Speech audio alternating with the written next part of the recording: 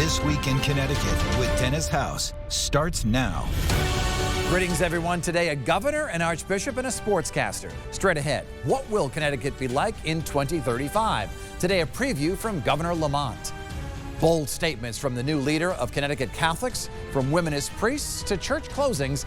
I sit down with the next Archbishop of Hartford, Christopher Coyne. And Indian Americans are growing in power here in Connecticut and the nation. Today, we talk with a trailblazer who calls our state home, ESPN's Kevin Negandhi. But first, the lead. 2035 seems so far away, but 12 years is closer than we all think.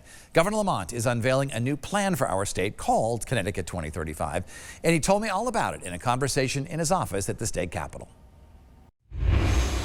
Governor, good to see you. What exactly is 2035, Connecticut 2035? We talk about all the investments we're making. I want people to get an idea of what this state is going to look like in 11 years. For example, our cities used to be 30–40% bigger 50 years ago.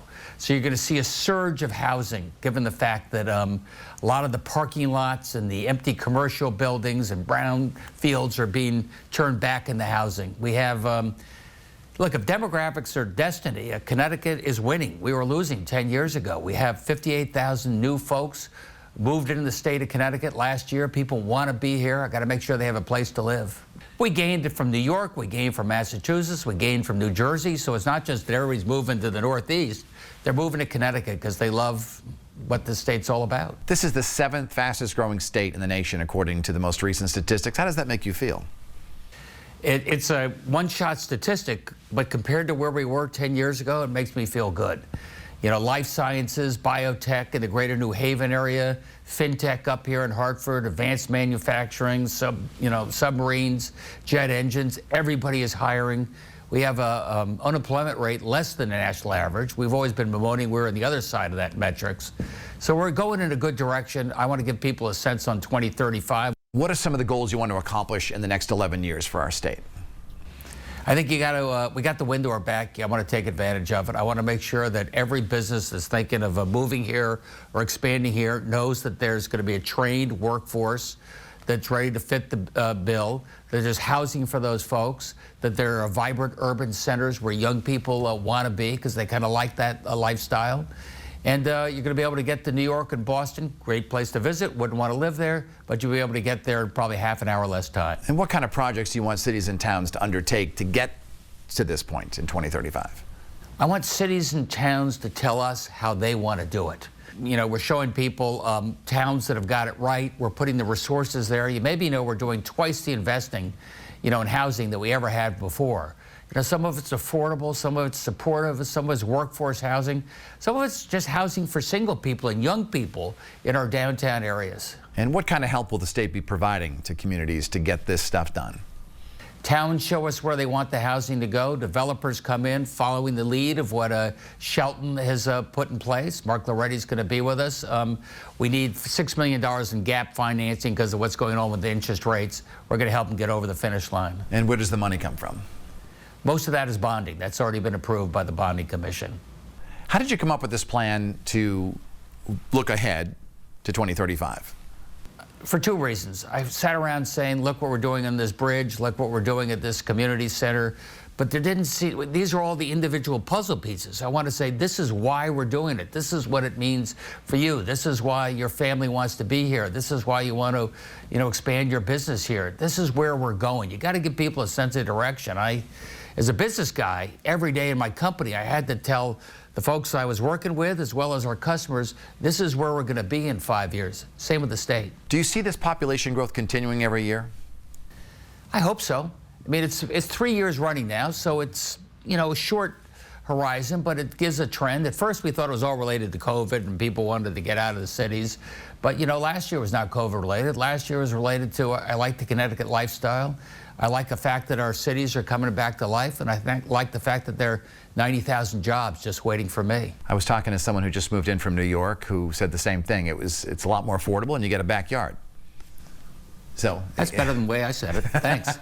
Governor, as you look around the state, are there certain parts of the state that you expect to grow faster than others? I can tell you, I was up in New London this week.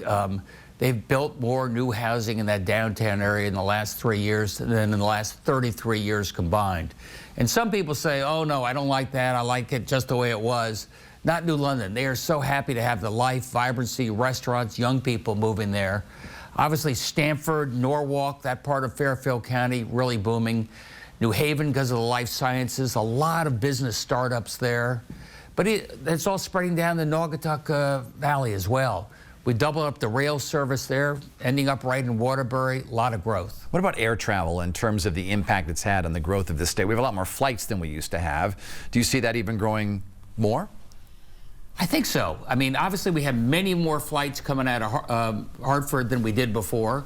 And we have, now 18 destinations out of New Haven, Tweed Airport. It makes a big difference. People, for commercial development, that's important, easy to get in and out. And frankly, just a lot of fun to be able to go down to today. We just announced Puerto Rico, the first direct flights going down there twice a week. From New Haven? From New Haven. You had said in a previous interview, we've interviewed you many times over the years, that you would also like to see more flights to Europe. Where does that stand right now?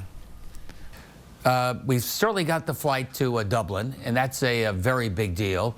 And Dublin, as you know, is the gateway to the rest of, Europe. And we're always negotiating. Sometimes they're looking for subsidies, so I got to be pretty strict about how much we pay for it, how much we don't, what the risks are. I think you're going to see with the Olympics coming up and NBC Sports, you may see a little more impetus towards Europe this summer. Let's look ahead to 2035. Look in your crystal ball. Describe what the state looks like to me in 2035. I think vibrant urban centers with more young people living there, elevating our schools. That's one of our great strengths going forward. And then for our small towns, protecting open space. You know, we protected thousands of acres this last year. We're doing more. We have a pledge to get up to 22%. We're getting there because we're a very dense state. I want people to know that, look, we're going to have vibrant urban centers, but then a real green belt around there. That's a little over 11 years away, almost 12 years away. Who'll be governor in 2035? Dennis House's kid. All